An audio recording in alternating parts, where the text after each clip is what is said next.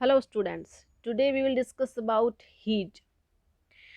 Heat देखिए क्या होती है। तो जनरली हमें पहनने के अंदर जैसे कि वुलन क्लोथ्स हम पहनते हैं, तो जो वुलन क्लोथ्स होते हैं ये एनिमल फाइबर से बने हुए होते हैं और जब इन्हें पहनते हैं तो हमें गर्मी महसूस होती है।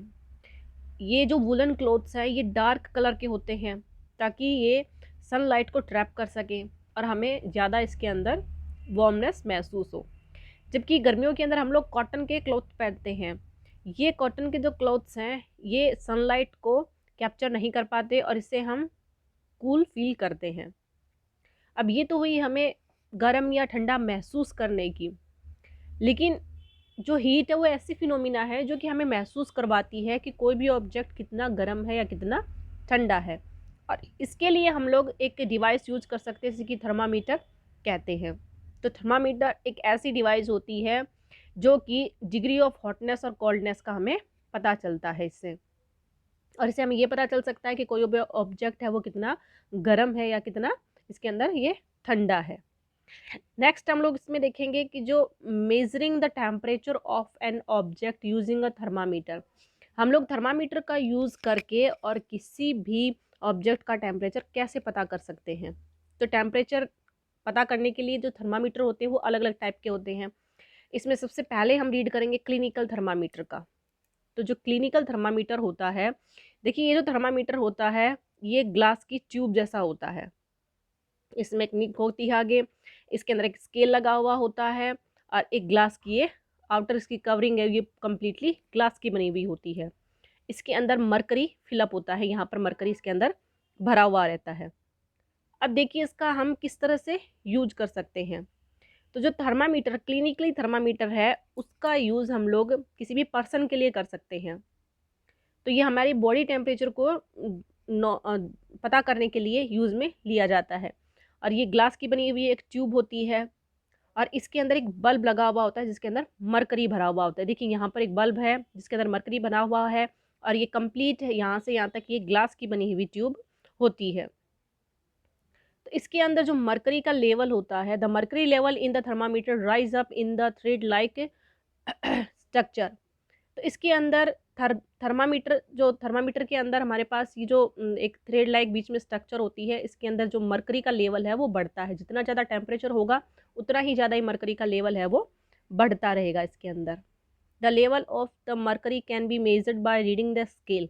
इसके ऊपर देखिए स्केल बना हुआ होता है, 35 है, 36, 37, 38, इस तरह से जो नोट किया हुआ है इसके ऊपर एक मेजरिंग स्केल होता है जिससे कि हमें पता चल सकता है कि हमारे ऑब्जेक्ट का जो टेम्परेचर है वो कितना होता है। तो जो जनरली हमारे पास जो ग्लास ये थर्मामीटर होता है या क्लिनिकल थर्मामीटर होता है, इसका यूज़ हम लोग बॉडी टेम्परेचर के लिए करते हैं। और जनरली जो बॉडी टेम्परेचर होता है वो डिग्री सेल्सियस में 35 डिग्री सेल्सियस से लेकर 45 डिग्री सेल्सियस तक होता है। ये इसकी रेंज होती है। अब इसके अंदर जो ऑन एवरेज हमारा जो बॉडी का टेम्परेचर होता है वुमेंस का, वो 37 डिग्री टेम्परेचर होता है।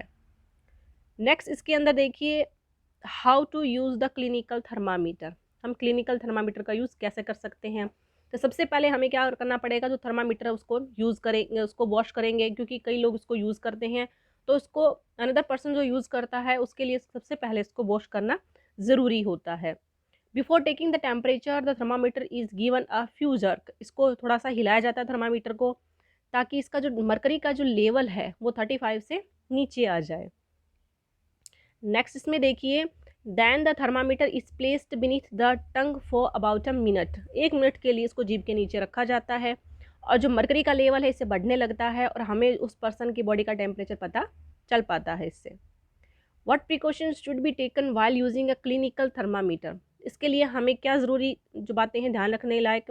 तो सबसे पहले हमें उस थर्मामीटर को वॉश करना बहुत ज़रूरी होता है और जो थर्मामीटर का टेम्परेचर होता है वो 35 डिग्री से बिलो होना चाहिए जब हम इसका यूज़ कर रहे हैं।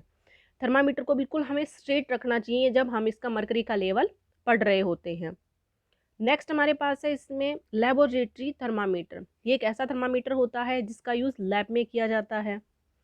तो जो लेबोरेटरी थर्मामीटर होता है ये वाटर ह्यूमन बॉडी टेम्परेचर के अलावा, जैसे कि ये रेदर सच एन ऑब्जेक्ट, जैसे कि ये वाटर का टेम्परेचर पता करने के लिए इसका यूज़ किया जाता है। ह्यूमन बॉडी का टेम्परेचर इससे हम पता नहीं करते। It can measure the temperature from, और जो हमारे पास जो लेबोरेटरी थर्मामीटर है, ये इसकी रेंज -10 डिग्री से लेकर और 110 डिग्री तक होती है। यानी कि टेम्परेचर हम लोग -10 डिग्री से लेकर 110 डिग्री तक इसमें नोट कर सकते हैं। नेक्स्ट है, हमें लेबोरेटरी जो थर्मामीटर है उसका यूज़ करने के लिए क्या क्या प्रिकॉशंस यूज़ में लेनी चाहिए। तो देखिए, सबसे पहले इसमें हमें क्या करना चाहिए, इसमें जो ऊपर हमने पढ़ी थी क्लिनिकल थर्मामीटर के अंदर, वही सारी प्रिकॉशंस इसमें भी यूज़ कर सकते हैं। इसके वॉश करनी चाहिए पहले, और जिसका मरकरी का लेवल है उतना डिप होना चाहिए जिसका भी हम मेज़रमेंट कर रहे हैं। स्ट्रेट इसको बिल्कुल रखना चाहिए यूज़ करते टाइम, और इसका जो बल्ब होता है थर्मामीटर का, वो बिल्कुल टच नहीं होना चाहिए। जिस ऑब्जेक्ट का हम लोग टेम्परेचर नोट कर रहे हैं उसके बिल्कुल पेंदे में टच नहीं होना चाहिए। तो इन दो टेम्परेचर्स के अलावा हमारे पास और भी कई तरह के टेम्परेचर नापने के लिए थर्मामीटर्स होते हैं, जैसे कि मिनिमम मैक्सिमम थर्मामीटर। जो ये थर्मामीटर होता है मिनिमम मैक्सिमम, इसके अंदर दो पोर्शन होते हैं। एक जो पोर्शन होता है वो मिनिमम टेम्परेचर दिखाता है, दूसरा मैक्सिमम टेम्परेचर दिखाता है, और ये वेदर फोरकास्टिंग के लिए यूज़ में आता है। यानी कि इसमें दिन और रात का मिनिमम और मैक्सिमम टेम्परेचर है वो हम लोग पता कर सकते हैं। लेकिन आजकल नॉर्मल हम घरों में भी थर्मामीटर रखते हैं। ये थर्मामीटर डिजिटल टाइप का होता है। इस तरह से जो थर्मामीटर हैं उसका यूज़ हम लोग घर में भी कर सकते हैं। ये ईजी होते हैं यूज़ करने में, और इनका आसानी से टेम्परेचर एक्यूरेट हमें पता चल सकता है। इनको डिजिटल थर्मामीटर कहते हैं। इसके अंदर मरकरी फील्ड नहीं होता है। ये टेम्परेचर आसानी से बता देते हैं। नेक्स्ट हमारे पास है द ट्रांसफ़र ऑफ हीट।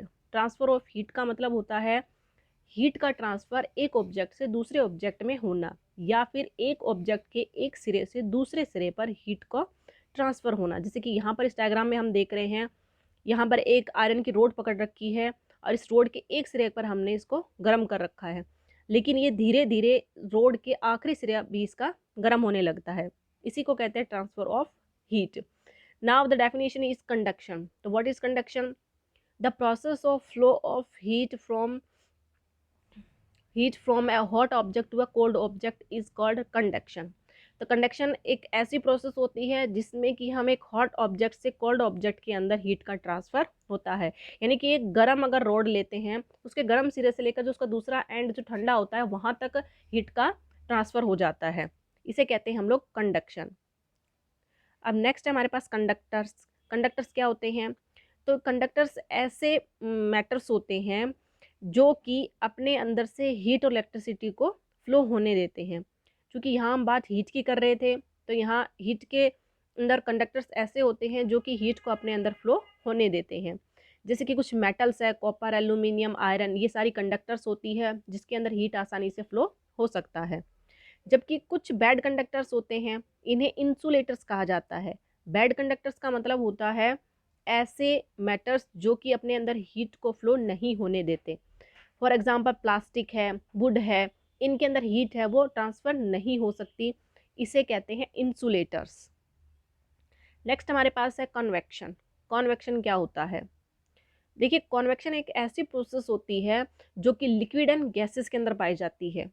जो हमने हीट ट्रांसफ़र पढ़ा था अभी, वो हमने सॉलिड्स के अंदर पढ़ा था, लेकिन अगर गैसेस के अंदर या लिक्विड के अंदर हीट का ट्रांसफ़र होता है हॉट से कोल्ड की तरफ, तो इसे कहते हैं हम लोग convection. The transfer of heat in liquid and gases is called convection. The molecules of the liquid और gases that are near the source of the heat get heated first. अब देखिए, इसके अंदर जब हम लोग पतीले में पानी गर्म करते हैं, इस केटली के अंदर पानी गर्म हो रहा है, तो जो हीट के बिल्कुल पास में ये वाली जो सरफेस है, यहाँ के जो मॉलिक्यूल्स होते हैं वो जल्दी गर्म हो जाते हैं। ये गर्म होकर ऊपर की ओर उठने लग जाते हैं, जबकि जो ऊपर के जो ठंडे मॉलिक्यूल्स होते हैं ये नीचे की साइड आ जाते हैं इस तरह से।